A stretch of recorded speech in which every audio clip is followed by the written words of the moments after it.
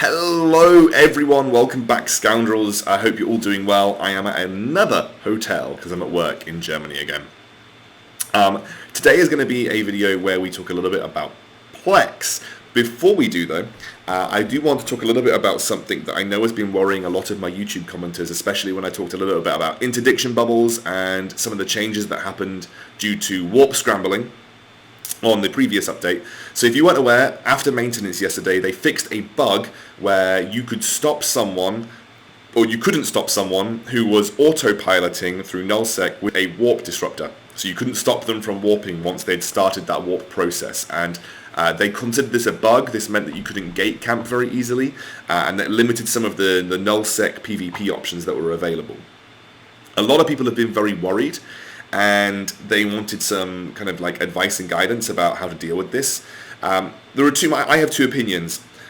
I think that whilst I like the idea of expanding PvP options, always will appreciate the idea of expanding PvP options, but I also think EVE Echoes is a mobile game, and unlike EVE Online, there is an element of AFK in mobile games. Like, this game is already more than any other mobile game that I've ever played in terms of what you can do with it and the engagement and the content and the fulfillment that you get from playing. But I do think that there needs to be a balance struck between replicating what EVE Online has brought in terms of depth to players and also realizing that your market is a little different. There are EVE Online vets that are playing EVE Echoes. I've got friends who played EVE Online when they were in their teenage years, and now they're older with jobs, they don't have the time to do so, and they're loving EVE Echoes because it's a little bit more relaxed. So I think by adding in all of these things that make it more difficult to maybe enjoy the game to its fullest, like, you know, a lot of newer players will not deal with interdiction bubbles very well. If they are getting caught on gates just through autopiloting, they're going to feel really upset and very confused as to why they're just losing all of their money, because players that are a little bit more skilled and a little bit more switched on than them are able to make these gate camps happen. So I think that whilst I love the idea of expanding PvP options, and I think interdiction bubbles are good, please bring out warp bookmarks at the same time though, so we can at least talk about how to get round bubbles. But realistically, I think that there needs to be some balance between a mobile game and replicating what EVE Online have done. Secondly, actually, for the most part, you can still AFK in nullsec. I would say that destroyers and frigates, you can have absolutely no issue AFKing in nullsec, but there's no way that people are going to be able to lock you easily enough and then also disrupt you, because you just align and warp so quickly. Cruisers, unless it is a very high scan res ship or the ship is running scan res rigs, even so, they have to be very quick to lock you. I've tried, trust me, I'll try and find some footage and put it in just a moment. I have tried to lock cruisers at the gate in a Condor because I was just trying to see if I could do it, and it's like almost impossible. You have to be so quick to make it happen. It's not totally impossible, so I'd say if you're flying a cruiser in nullsec, please keep your eye on the screen at least. But it is difficult. If you're running things like mammoths and big freights in nullsec, those people have to be careful, 100%. If you're running like a big freighter, it is possible to get locked down on a gate right now, so just be a little careful. But for like 90% of the player base, you're not going to be that heavily affected by the changes as of yet. When warp bubbles come out, a bit different. Okay, Plex. Let's talk about Plex. It's definitely a really interesting thing. I'm going to show you two things first, because obviously Plex is a commodity that is always going to be in high demand in EVE. As you know, as the game progresses, this is a commodity that can only be put into the market through real life money investment, which already adds a huge limiting factor to the amount of Plex circulating. And when Plex is spent on subscriptions, it gets taken out of the market and it never comes back. So it's not like items where if you buy an item in EVE, you're either going to resell that item so that ISK goes back into the market as does the item, or you're going to use that item for a very long period of time, forever potentially.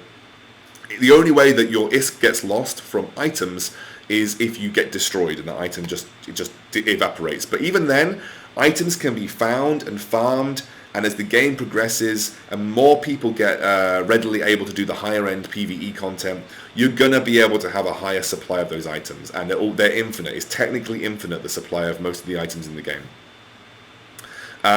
With Plex, that's not the case. Plex is not infinite, and it's a finite market where it can only be put in by people spending real money, and it gets taken out when people are using it on subscriptions. Plex started at around 5,000 or 6,000 at the start of EVE. If you were very, very, very good, you invested in Plex straight away, and you would have made like crap tons of money, like a load of money, and you could still make more if you invested in Plex at the very start of the game. The second best time to invest in Plex is now, and I'll tell you why. Plex in 2 or 3 days is going to see a massive price hike because people are going to start refreshing their Omega subscriptions from when EVE was first released. The EVE Echo's full launch was about a month ago. So people are going to start refreshing their Omega subscriptions. And that is when Plex is going to spike in price. It will then drop as demand will fall off. So the prices of Plex will absolutely drop as demand will fall off. And then they'll go up again towards the next month. When Tier 7 comes around, you're going to find that people are selling off Plex. They're going to be selling off all their Plex to try and get access to Tier 7 stuff as quickly as possible. So you'll probably find that around Tier 7, the price will drop even lower. So when Tier 7 starts to get hit, and that for me is around 260 hours or so, 270 hours, when so maybe about 10 to 12 days, when Tier 7 comes out, people will start selling Plex in a lot of volume because they're going to want to get quick ISK injections to be able to access the Tier 7 stuff as quickly as possible. And then again, it will start to creep up. So you can buy now, you can buy after the drop in a few days once the once everybody buys their Omega subscriptions, it's going to be a drop, or you could buy towards the Tier 7 hit, which is going to be probably in 10 or 12 days. Those are some times that you can probably look to invest in Plex over the next few weeks. And then, when do you sell? Well, here are some graphs, okay? We're going to go have a look at some graphs for the most part. This is the Plex price, and I think it was plotted out by a user on Reddit. I can't see the name on here. I will find the user and I'll put I'll overlay it on the video. But this is plotted out by a user on Reddit, and it shows you the price of Plex since the very beginning. It's just been steadily rising, and obviously it's seen a huge spike in the last few days as we work up towards Omega subscriptions renewing. So a huge spike in the last few days. It will drop. I would imagine it may even drop down towards 120, 130, maybe even 100,000 levels after the Omega subscription surge. But that doesn't really tell you when to sell. It just gives you an indication of what's happened so far. Here is Plex in the EVE Online market, okay? So Plex it already started out more expensive than it is in EVE Echoes. It started out around 630 ISK, but it has consistently, month after month and year after year, increased in price. There's been some little drops here and there, but over time, as more and more people have used Plex to buy subscriptions, and less people have become reliant on putting real life money into the game, and also with obviously over time EVE has lost players, so the supply of Plex has become more limited because the less players you've got, the less players you have buying ISK. The price has gone up significantly, up towards 4 mil at Plex. But you could see that it very quickly, and I would expect a similar thing to happen, it started to rise towards 1 million. I expect that we will see a price hike. I don't know if we'll ever get towards the prices of EVE Online, but it's the trend that you're really looking at here to be the most important. The trend is that it's consistently increased in price over time. So I would always treat Plex as a bank. Put your ISK into it.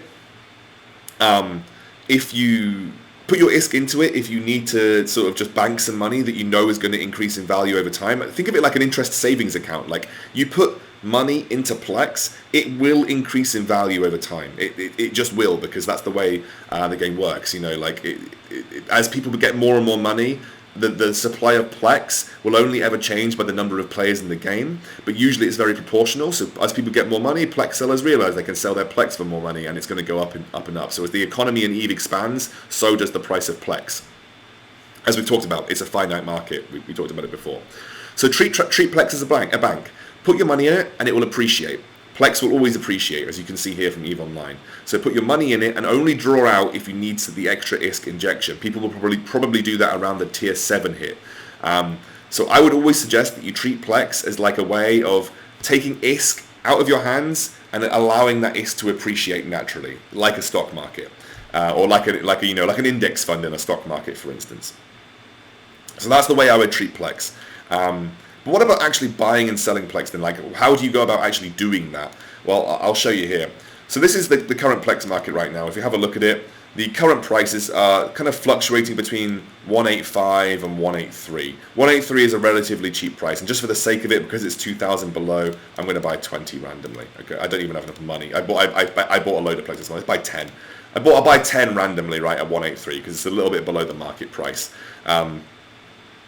But as you can see, like, it's fluctuating between 185. If you want to buy Plex at any given time, make sure you check out what the average sell price is, or what the price that most people are trying to sell. For the most part, that's 185. So anything below 185, usually I would say, like, if it's a few percent below, like I was buying at 180 quite regularly, 2 or 3% below, and you could buy a few at that point. As I said, Plex is probably, like, barring a few dips, not going to go down in value a massive amount. It will probably only go up from this point onwards in the long term.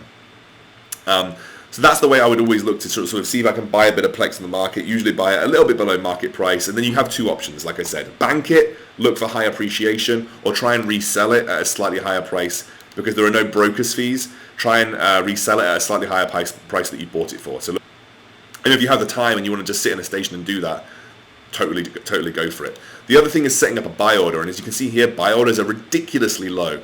The only problem with buy orders, and I won't be able to really show you right now, is that too many orders for this item, try again, plagues it. Like, it's very difficult to set up a buy order right now. It is possible. I would suggest trying to set a buy order at, if it's 180, I would set a buy order at 170. A lot of people are, like, keen to offload for guaranteed income, and they don't want to wait for Plex. They want that income right now so they can buy that item that they want at this point in time. But since they removed all, like, the broker's fees and stuff, buy orders are a little bit more difficult to make work, because if I listed my Plex at 183,500, like, it's just going to go instantly. Like, people are just going to buy it up instantly with the way the market is right now. So I can, like, I don't need to even fulfill the buy orders. I can just have a look at the market, list it for a little bit below the basic market price if I want an instant sell, and I'll sell it instantly. But those are the two ways to think about buying Plex. So yeah, hopefully this is interesting. I think it's a really interesting discussion, Plex, and I'm kind of starting to get into it a bit more now after I've been able to settle down and do a bit more sort of standard content creation. So yeah, I would definitely consider, if you're looking for long-term appreciation and want to make good use of your ISK, Plex is always a good investment.